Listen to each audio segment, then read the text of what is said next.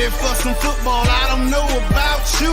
Who else could it be but your man Lou? Yeah.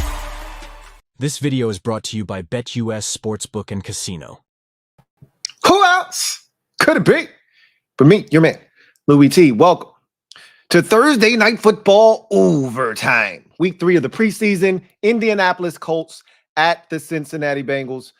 Generally, in the third week of the preseason, it's a coin flip as to whether teams are going to play their starting quarterback. Normally, the starters are done for the preseason by the time you get to the third preseason game, if they've played at all. In the case of teams like the Jets and the Chargers and the Rams and the Cowboys, generally, teams like those don't really value the preseason. They instead elect to be a part of joint practices, things of that nature.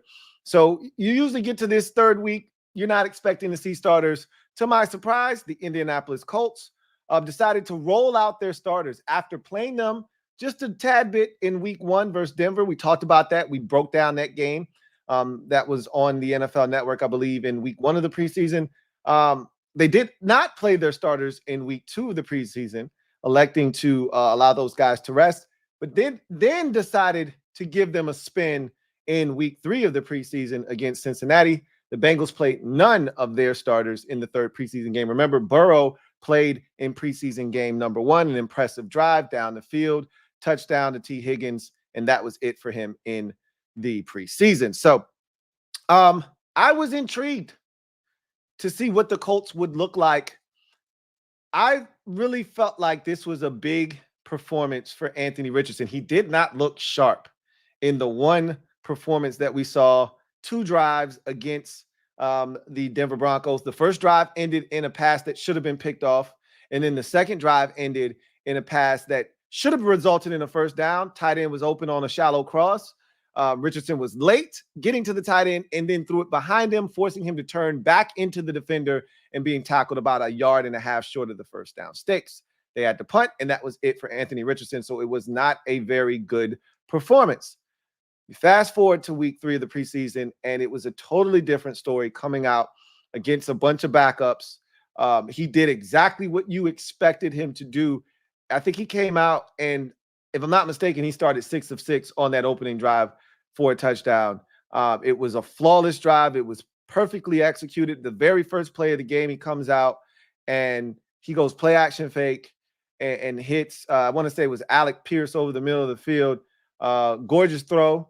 Maybe could have been a little bit out in front of him a little bit more, but I'm nitpicking. Plus, there was a defender just slightly out of the frame that you didn't want to lead him into that hit. So I actually thought it was a good ball, and he was off and running from that point, made good decisions, looked to be confident in the pocket, got it out of his hands quick and within timing and rhythm of the play calls. And so I thought the first drive, mix in a run here to there to JT.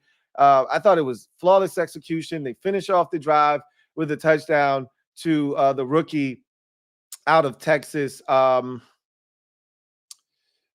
Mitchell. And I'm like, hey, get him out, right?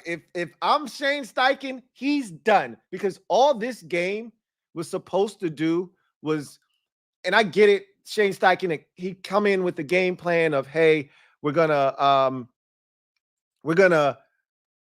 play a certain amount of snaps or a certain amount of time. So whether that was, hey, we're going to play the first quarter, or hey, we're going to play up to 20 snaps, whatever the case may be, that's great. But once you have that type of drive, like that was what you were looking for. You just wanted to instill confidence in Anthony Richardson, almost like a shooter. You just need to see the ball go through the net, and then that's it, right? And mission accomplished. Perfect opening drive. You couldn't have had an opening script go better, right? Right down the field, ends in a touchdown pass. Get him out, right? Get him out of there. The confidence is beaming. It's at an all-time high for the preseason for him. Get him out. No, he puts him back in the game after that touchdown drive. His day should have been done, right? And he comes out and he throws a pick 6. Are you kidding me? Remember, these are the Bengals. It's not their first team. It's not even their second team. These are third-string guys that we're talking about, which is why he should have been able to go up and down the field on them. And he did so in a very efficient manner. Get him out of there. Why is he still in the game? And so I'm screaming at Shane Steichen, get him out. And he puts him back on the field, and wouldn't you know it, pick six. And the confidence went from all the way up here to, and the rest of the night just kind of went downhill from there. It wasn't like terrible after that, but you can't get much worse than throwing a pick six. There's nothing worse that you can do outside of getting injured, right? Adding insult to injury. But he threw a pick six. That's not a thing that a quarterback can do worse than that. So there's nothing else he could have done that was going to go even further unless he threw another one. So again, I told you he started the game like 6 of 6. He finished the night 8 of 14. So obviously things didn't go well for him after that piping hot start. You know, he went 2 of his next 8. You know, the throws were erratic. He's high. He was missing high. He was all over the place. He was spraying the ball all over the place. Then on his final possession on the field, he rolls. I think this might have been his last possession. It might have been the second to last possession because I think he was out there for a total of 5 possessions, I believe, if I'm not mistaken, either 4 or 5. But he is in the pocket, doesn't like what he sees, starts to extend, doesn't have the awareness to feel any, pressure around him. And you know how it goes when you get out of the pocket and your eyes are down the field, you don't feel the backside rush. So he thinks he's able to kind of buy time. And this guy comes from behind and chops his hand down and the ball comes out. I don't know how Cincinnati did not recover because it literally fell under the belly of a Bengals defender, but somehow it squirted out and the Colts were able to recover. So he threw an interception, a pick six for a score for Cincinnati. Their only score of the game until literally the 2-minute warning. And then he fumbles. He gets hit outside of the pocket, extending, not aware of his surroundings, gets hit, ball comes out. And it wasn't a pretty finish after such a glorious start to the game. It was not a great finish for Anthony Richardson. And I feel like all of the great steps taken on that initial drive was pissed away by everything that happened thereafter, the pick six, the fumble, the inaccuracies. It's part of the narrative that surrounds this Indianapolis Colts team this season. When you think about the Colts, you look at that division, it's wide open, even though everybody thinks Houston is the prohibitive favorite. We're going to take a look at that tonight.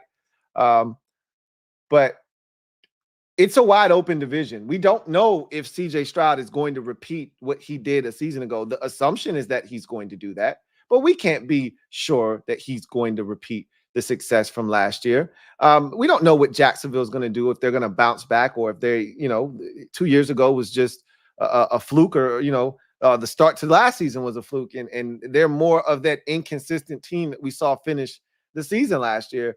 And who knows what the hell is going to happen with Tennessee, right? Nobody knows, right? But this division is still, to me, up for grabs. It's a division that I think the Texans are the favorite in the team to beat, but I wouldn't be shocked if somebody not named Houston won that division. And Indianapolis is in that mix, but they're only going to go as far as Anthony Richardson takes them. And yes, you have Joe Flacco on the bench, and if something should happen to the young fella, you feel good about Flacco coming off the pine and giving you an opportunity similar to Gardner Minshew a season ago. But make no mistake about it, they drafted this kid with a top 5 pick because they believe he can take them to the promised land. And we knew he was extremely raw when he came out of Florida. The completion percentage is what it is, right? It was sub 60 at Florida, and he's got a long way to go throwing the football. I don't know if his legs are going to be as big of a threat at the NFL level because he's already been hurt multiple times in his young NFL career, including a shoulder injury that cost him the entire season, essentially after week 5. So I don't know. Like with Anthony Richardson, this is where I struggle. You got the good with him, and then you got the bad with him, right? And there's these massive extremes. He's either at one end of the spectrum or he's at the other end of the spectrum. Either he is dazzling and breathtaking with the playmaking ability, he's scrambling, he's throwing a dot 45 yards down the field, He's extremely accurate. He is just being dynamic as a playmaker. And then you've got the other end of the spectrum where he's missing erratically. He's not in the timing and rhythm of the play. He's inaccurate with his ball placement, not like spraying it everywhere. I'm talking about it's to the receiver, but it's not in a position where he can run after the catch, like the play I talked about earlier against Denver. He's throwing interceptions, making poor decisions. Obviously, he had the fumble tonight. So there's the good and the bad with Anthony Richardson. I'm not super concerned right now. We saw what he did in the small sample size last season, and he looked really good, and it really had Colts fans encouraged about this upcoming season and what this offense could look like with him and JT in the backfield together. Remember, they only played 2 snaps together last year. So, the Colts are really looking forward to seeing what they can do. I trust in Shane Steichen's ability to coach it up offensively, to put their players in the best positions to succeed, and to give this offense a chance to be dynamic. So I don't really worry about, Anthony Richardson right now, but there is this thing in the back of my head that's saying, is this kid capable of leading an NFL team to the playoffs? Is he ready for that challenge yet? And because he really didn't play last year, there's still that lack of experience factor that you have to kind of throw into the mix. And, I don't know about him. We'll see. But he's going to be interesting to watch.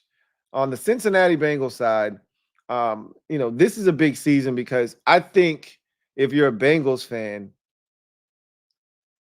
this is a sort of a window of opportunity type of season where I'm a Jermaine Burton fan, first and foremost. So I think that this is perfect that he's getting this one season under T. Higgins to get the tutelage he needs to be ready to step into that role come next season. So I think that they may be able to seamlessly transition away from T. Higgins with Jermaine Burton. That's my personal opinion. We'll see what happens. But keep in mind, happy players play better, right? Pay good, play good is normally how you think, but sometimes a starved player is just as determined, if not more so, than a player that's been fed already. So we hear about these guys, playing well in contract seasons, things of that nature. I don't know if that's going to be, my buddy lives in Ohio and follows the Cincinnati Bengals very closely, is like, they got to pay Jamar Chase. He's not going to be happy. He's going to show up. He's going to be there. He's going to play, but he's not going to be as effective as if they would have paid him already. I don't know if that's true or not. That's one way to look at it. Same can be said for T. Higgins. We know last year was a bit of a struggle. He didn't get paid last year. It didn't go well last year. Whether you're talking him being injured or Joe Burrow being injured, it wasn't a great season for T. Higgins. And so one has to imagine that this season has a little bit more of that going on. I think a lot less for T. Higgins because I think his future now is a lot more settled in his mind. Like, he knows he's not coming back to Cincinnati. This is it. They're not going to franchise tag him again because they just did it this year. So for all intents and purposes, he is playing for his contract next season. So in his mind, you go out, you ball out, you put up the best numbers you've had in your career, and you poly that into a massive contract that will make you one of the highest paid wide receivers in the NFL. That should be T. Higgins' mindset. Jamar Chase just has to keep being Jamar Chase, and he's going to get broken off. So I said all of that to say this: with Cincinnati, you move on from Joe Mixon. Joe Burrow's coming off of an injury. This is the last year of T. Higgins. You don't know what you're going to get out of Jermaine Burton moving forward. You don't know how this thing is going to go. Trey Hendrickson wants a new deal. They haven't given it to him yet. They're not going to give it to him right now as it stands. So you got a bunch of disgruntled players. You don't know how this is going to go next offseason. This is your window of opportunity. Burrow getting hurt last year shrunk that window to the level that it's at right now, and it's a very small window. Now, when you have a quarterback like Joe Burrow, your window always remains open, but it does shrink when you start taking away some of his top targets. T. Higgins, this is his last year in Cincinnati. Are you going to be able to produce and replace that production with Jermaine Burton or some other receiver? Don't know, right? So you got to take advantage of T. Higgins this year. Trey Hendrickson wants a new contract. Will he be in Cincinnati next year? Who knows, right? You got him this year. You better take advantage of him because he may not be here next year. And he's not getting any younger either if he is in Cincinnati next season. So, again, a lot of variables, a lot of factors. Need to take advantage of this season. And so it's going to be interesting to see how all of these dynamics come together. Can Burrow stay healthy? Can he get the most out of those receivers? Who's going to step up at running back? Is it going to be Brown? Is it going to be somebody else?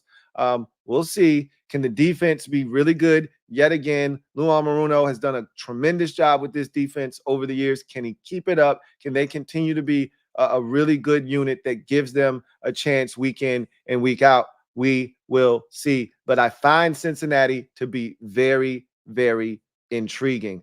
So much so, let's jump into our first segment of the show, Inside the Odds. Inside the Odds.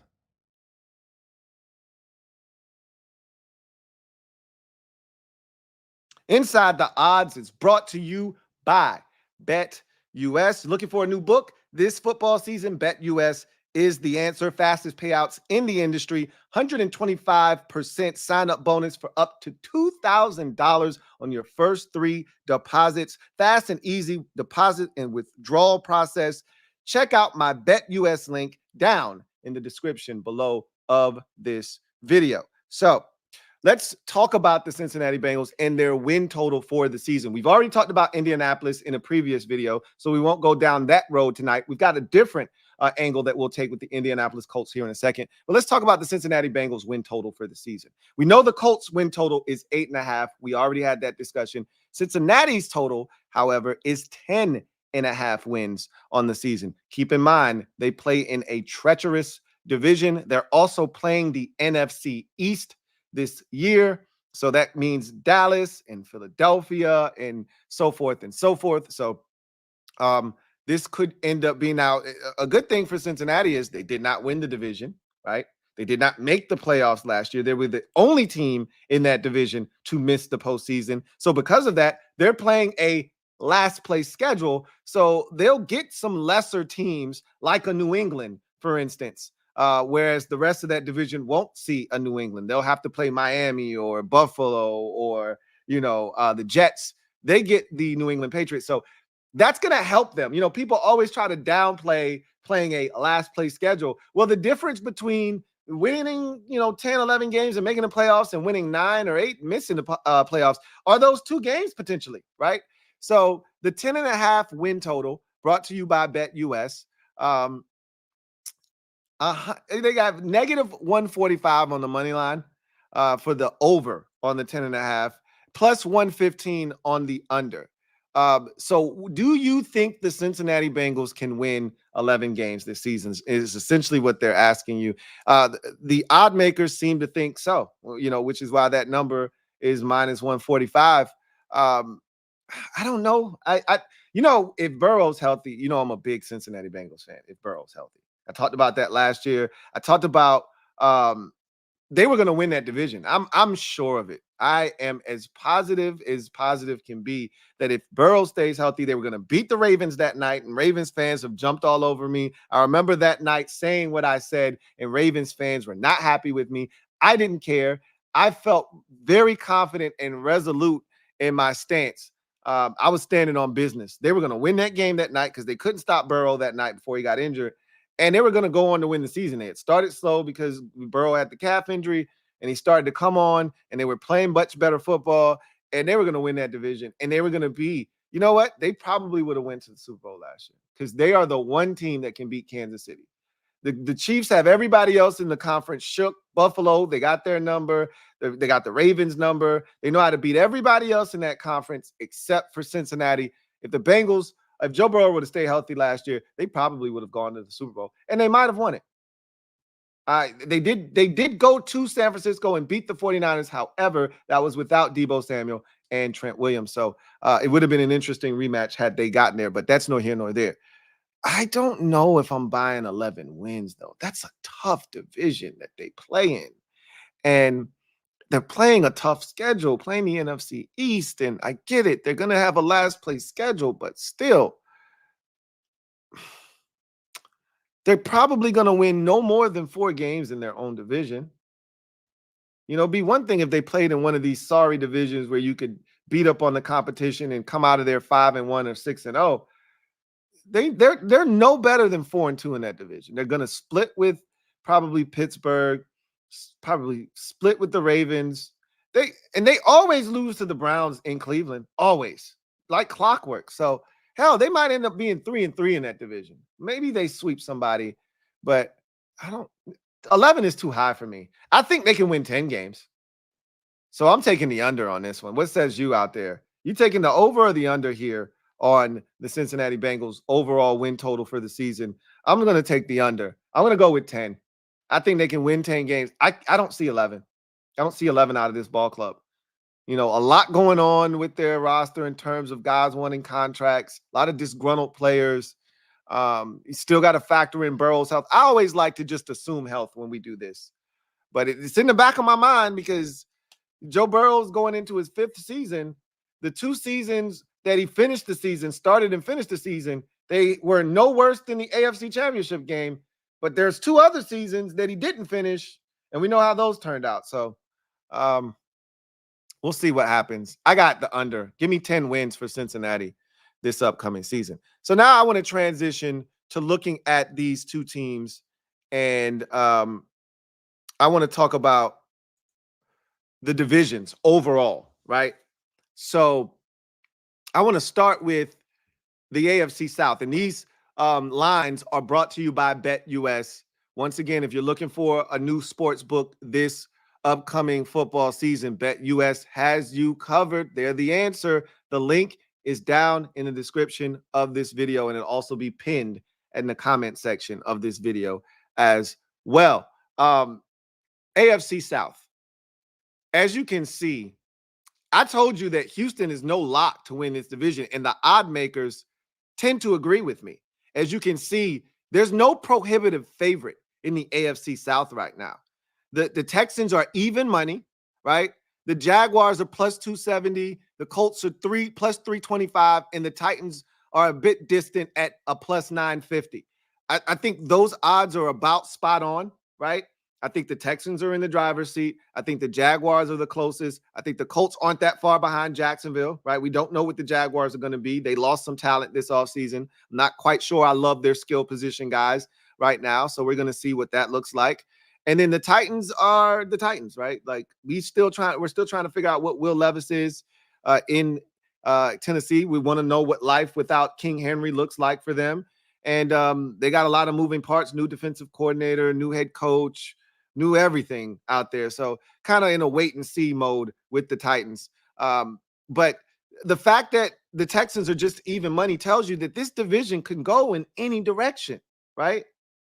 So what says you out there? Who's your money on? Who is winning this division? Who are you slapping your $100 on, right? Who are you slapping your $100 down on? 100 will get you 270. If Jacksonville wins the division, 100 will get you 325. If the Colts win, 100 will get you 950 if the Titans win. Texans at even money is the bet, right? I mean, I still think they're going to win the division, but if I were a betting man, I would probably lay my money on Jacksonville, even though I really, truly do believe in Houston. But, I'm you got to prove it to me type of guy. I need to see it. So I probably, if I was a betting man, I'd probably slap my money down on Jacksonville just because they were the best team in that division for the first 9-10 weeks last year. And then they imploded towards the tail end of the season and allowed both Houston and Indy to come up from the rear and ultimately surpass them. So I still think Jacksonville is a good football team. So we'll see what happens with the Jaguars. But that's going to be an interesting division. Just looking at the money line tells you that Vegas isn't sure. They're not sure. Meanwhile, the AFC North may be the toughest division in football, right? And I think the money line brought to you by BetUS, I think is proof of that. You look at how close this thing is. There's no minuses here, right? There's no even money as we saw up there with Houston. These are all pluses, which tells you that Vegas isn't even sure who's going to win this division. The Ravens are at plus 140. The Bengals are at plus 160. Well, the Browns are at plus 500 and the Steelers are at plus 650. Anybody can win this division. Even the Steelers with their question marks at quarterback are still plus 650, right in the mix, right? The Browns are plus 500. I probably put my money down on Pittsburgh before I put it on the Browns, even though I love their defense. I don't love Deshaun Watson. I don't love their offense necessarily. Chubb coming back helps. We'll see what happens in Cleveland, but I still don't believe that they've gotten their money's worth out of Deshaun Watson, and I don't know if they ever will. But I think the two teams at the top are the creme de la creme of this division, if we're being honest with one another. And I already told you, I'm a Cincinnati Bengals guy if Joe Burrow is healthy, and we're going to assume health here. So I would be slapping down my $100 on Cincinnati to win me 160, right? I don't know about you. The Ravens are an interesting team. They're a great regular season team. They've shown that. But boy, a healthy Joe Burrow changes everything in this division. And so I'd go with the Bengals. What says you? Leave it down in the comment section. What do you think is ultimately going to happen in these two divisions? And where would your money be if you were betting man or woman? Where would your money be in terms of these two divisions? Who would you have winning the division? You see the odds. I'm taking the Jaguars. If I'm betting money, I think the Texans are the best team in that division, though. But if I'm betting money, I'm taking Jacksonville. You'd have to bet too much money to make money on Houston, right? It's even money right now, so you're not making anything really. Meanwhile, with Jacksonville, I like my odds. I like my chances with them, because I need Houston to show me that last year wasn't a fluke. Meanwhile, in the AFC North, I'm taking Cincinnati. I just ride with a healthy Joe Burrow. Until he's not healthy, give me Cincinnati, and I'll take them and the plus 160 on the way there. So that was Inside the Odds, brought to you by BetUS. So let's get to the comment section, see what you guys have to say. It's not a lot of comments here, so we will get out of here very quickly. But as I always do, I will put out the disclaimer. If you're out there, you want your comment read, use the hashtag LouieTLive to have your comment read on the air if it is pertinent and time permits. We will also have super chats. If you want to ensure that your comment gets read, super chats are the way to do that. Use the super chat function to jump straight to the front of the line and ensure that your comment is read. So we got a couple comments here and then we'll get out of here. John Wynn writes, Seattle hasn't announced who QB1 yet will be because Geno got hurt. Geno is QB1. There's no announcement that needs to be made there. They've pretty much already told us that Geno is going to be the starter. And now he's starting the third preseason game. I don't know if you know that or not, John, but Geno is going to play in the third preseason game. Generally, when Pete Carroll was there, they never started their starting quarterback in the preseason, but it's a new regime. They've got a new leaf being turned over in Seattle. Sam Howell has looked good in his first two starts of the preseason. Now they're going to turn the reins over to Geno, get him some reps, see what he looks like, get him back up to speed. And I would assume that if they're throwing Geno out there, they're going to throw the starters out there. So DK, Lockett, Kenneth Walker III, the offensive line, all those guys will be in action this Saturday. And they'll roll with that crew, see what they can do, hopefully get them in and out, and have Geno ready for the start of the season, week number 1. John Wynn writes, You heard what Stephen A was talking about the two quarterbacks, Russell Wilson and Justin Fields, on the First Take show. No, I don't watch that show, so no, I didn't hear it. He thinks Russell Wilson needs to play someplace else due to his contract from injury. I didn't hear what he said. I know that he was supposed to be really going after Russell Wilson. And I was having a discussion with one of my buddies today about Russell Wilson. And I asked him just flat out, because I remember I was definitely 10 toes down on Russell Wilson as a Hall of Fame quarterback just a year ago when he was just getting crushed in his first year in Denver, and it was really bad, right? But I was defending him heading into his second year with Sean Payton in his first year, and that Russ was going to be revitalized by Sean Payton and this, that, and the third. And we all knew there was a chance that Russ wouldn't fit Sean Payton's offense and the way Sean Payton likes to do things. But, I still just believed in Russ. Like, somehow he's going to turn it up, right? Obviously, that didn't happen last year. He didn't play poorly. He just wasn't a difference maker. He was a guy. He was just a guy. Like, they could have had any quarterback in there do some of the things that he was doing. He was literally managing the game as if he were Alex Smith, which is not what they were paying Russell Wilson to do. And it hasn't gotten off to a great start in Pittsburgh. It's the preseason. No need to overreact. He's only played in one game.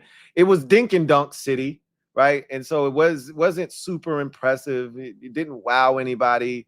And Justin Fields has played, somewhat well. And I think he's made a real case for QB1. But I think it's just the sheer volume of snaps he's taken versus Russell that has given people that indication.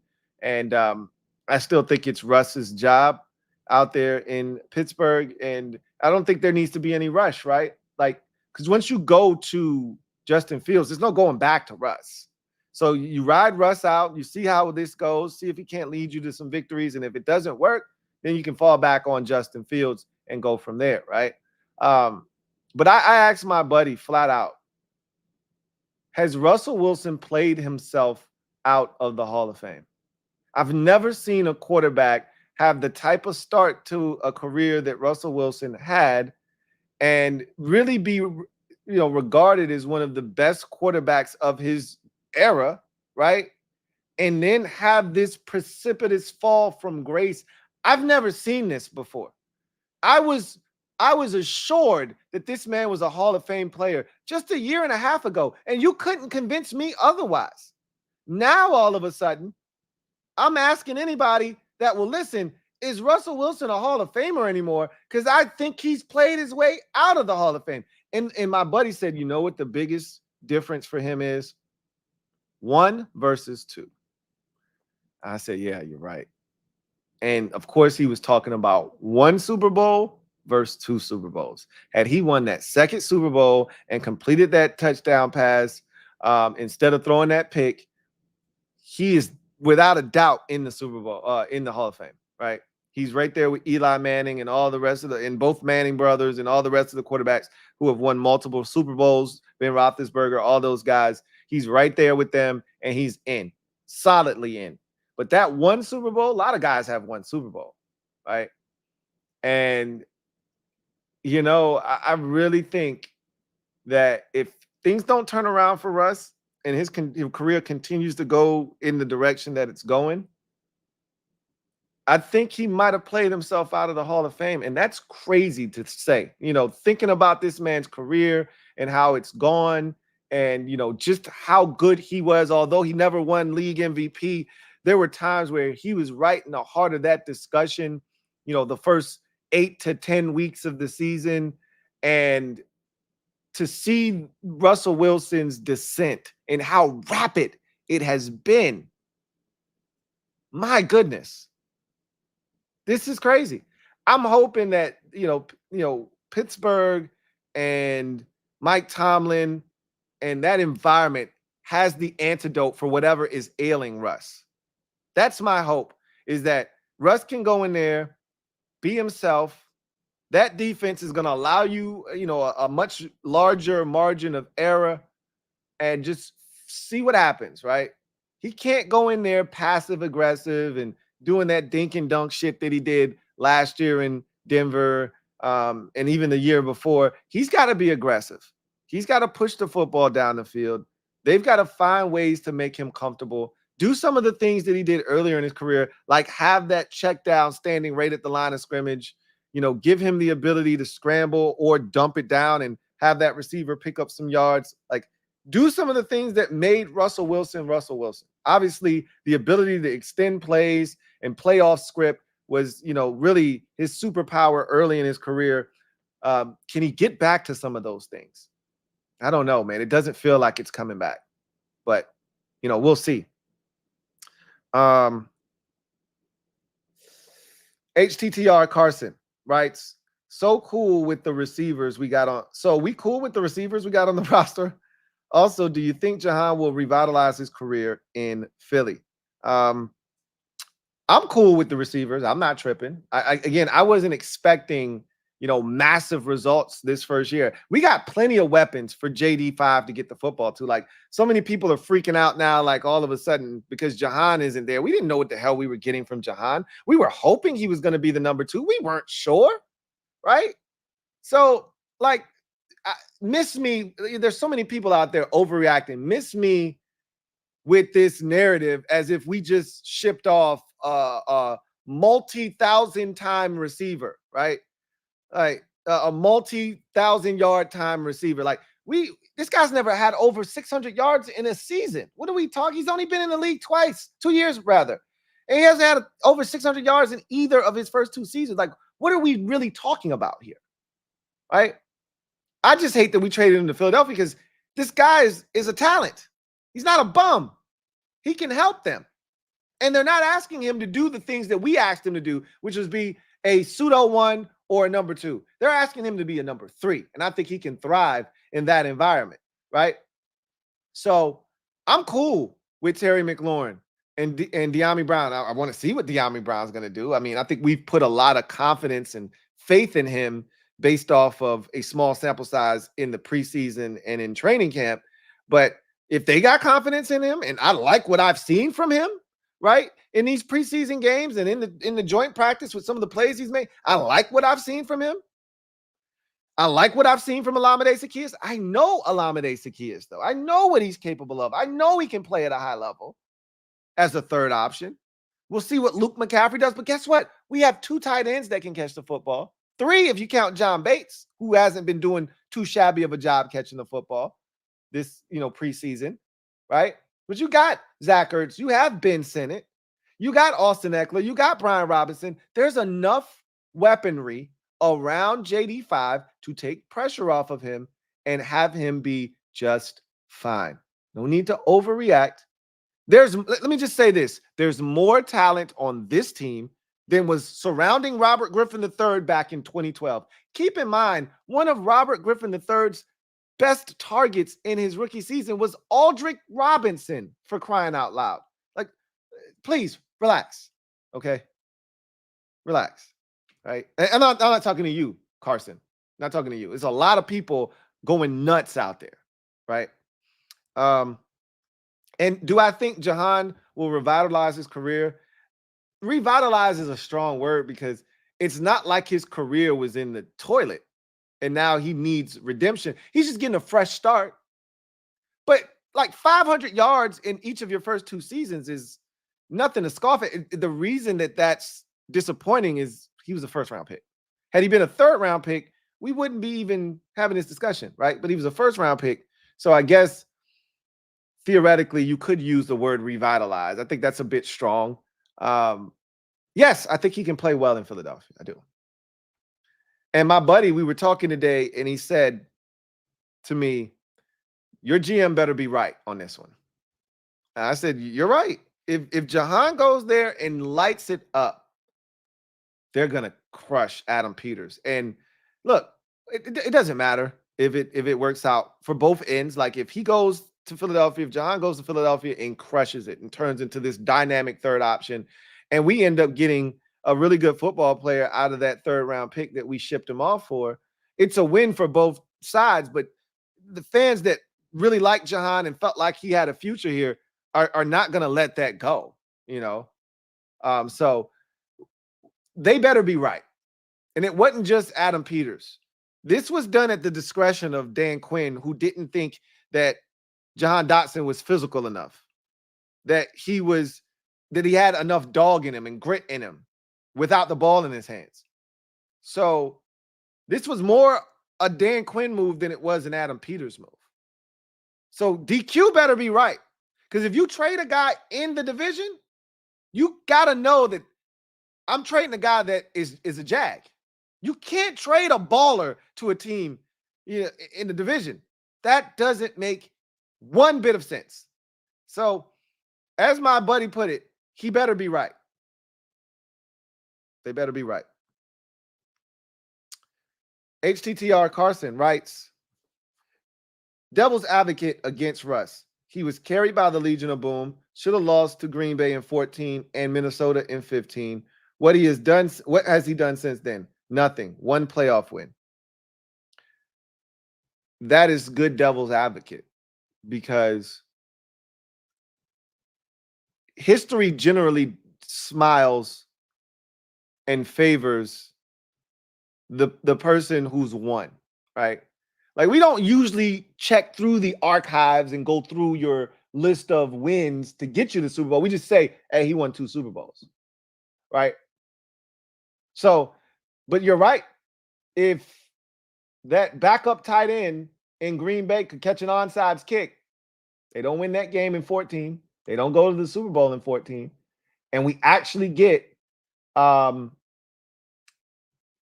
Rodgers versus Manning. I think that would have been Rodgers versus Manning in the Super Bowl. Or no, that was 2013. We would have gotten Brady versus Rodgers, which we always wanted that matchup in 2014, but it wasn't to be. I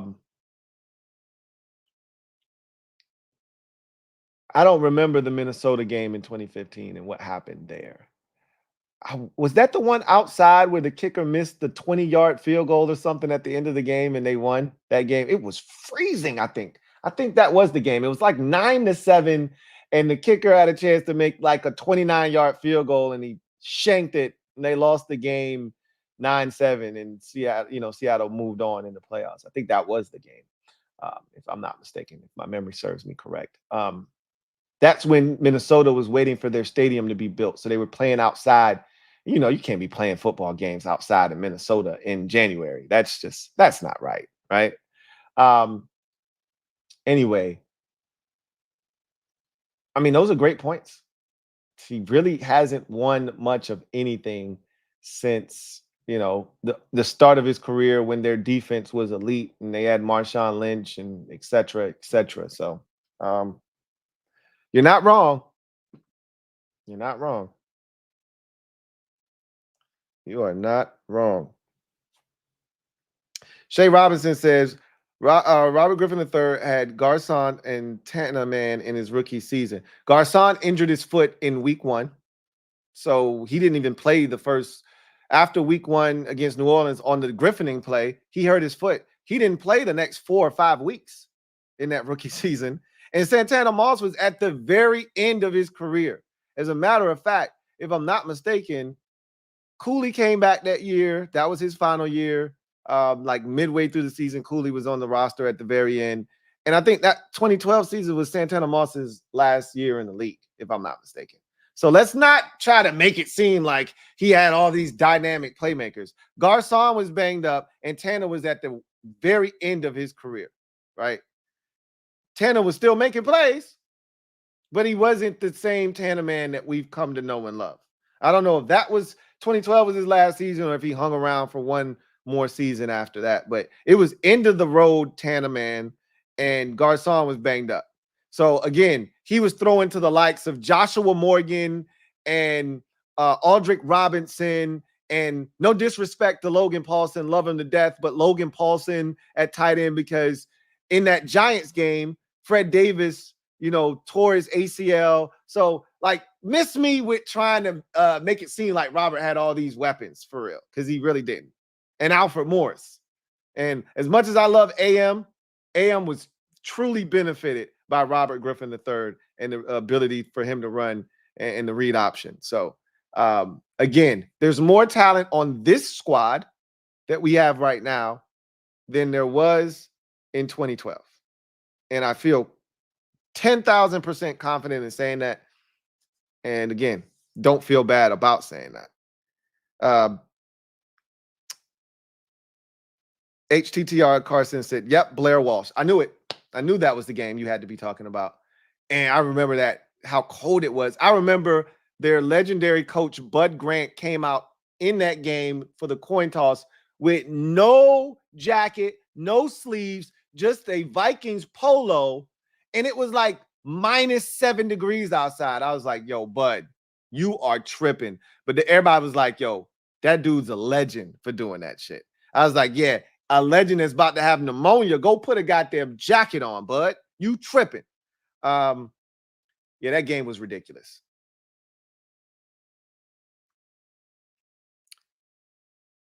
Anyway, that's the last comment. So we will get out of here on that note. Really appreciate y'all chopping it up with the kid tonight. And I'm interested to see what Indy does this season. I can tell you right now, Anthony Richardson's performances have not left a great taste in my mouth, pause, this preseason. He's left a lot to be desired. But here's the thing that I'm not going to overreact to nor discount is the influence of Shane Steichen and how creative he is and how he'll put Anthony Richardson and those offensive weapons in positions to be dynamic and to really be difference makers. And so you're not getting that in the preseason. You're getting vanilla. You're getting no game planning, none of that stuff. Shane Steichen with a week to prepare is going to be dangerous. So I'd like to think that offense will be better, sharper, more dynamic. But Anthony Richardson is going to be the key, right? And again, small sample size, what you got last year, albeit it was good. 4 touchdowns, no interceptions, was very dynamic, didn't turn it over. You felt good, but again, small sample size, right? Anyway, I digress. You guys enjoy the rest of your evening. I wanted to give a quick shout out to BetUS for sponsoring this live stream. Once again, if you'd like to sign up for BetUS, use the link in the description below. Also, that link will be pinned in the comment section as well. So you guys enjoy the rest of your evening. We will reconvene on Saturday, maybe. I'll be probably watching some football on Saturday. I may jump on after one of those games and go live. We'll definitely be live Sunday night after the Commanders play the Patriots. Also, I will be live for the Louie T Network podcast tomorrow. And there'll be other uploads that you can view to pass the time.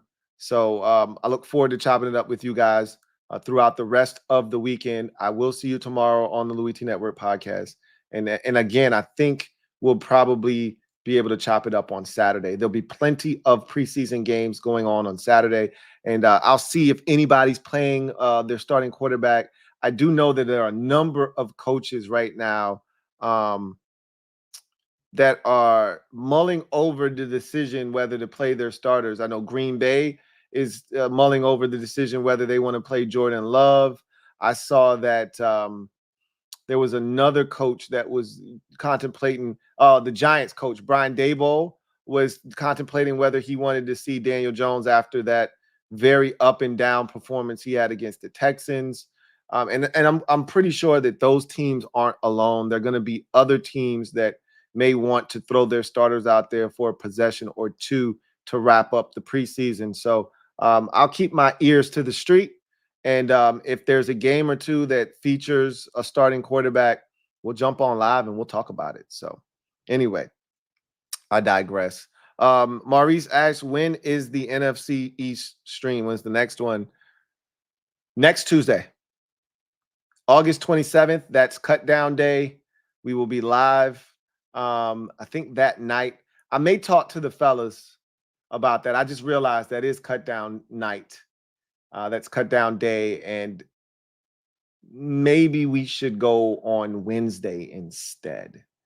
I'll talk to them. It's either going to be Tuesday or Wednesday of next week. No football next week, right? Only college ball, no NFL. So we got plenty of time next week to chop it up. We will be live every day for the Louie T Network podcast next week, breaking down these divisions and giving my predictions for the division. So should be a long week next week.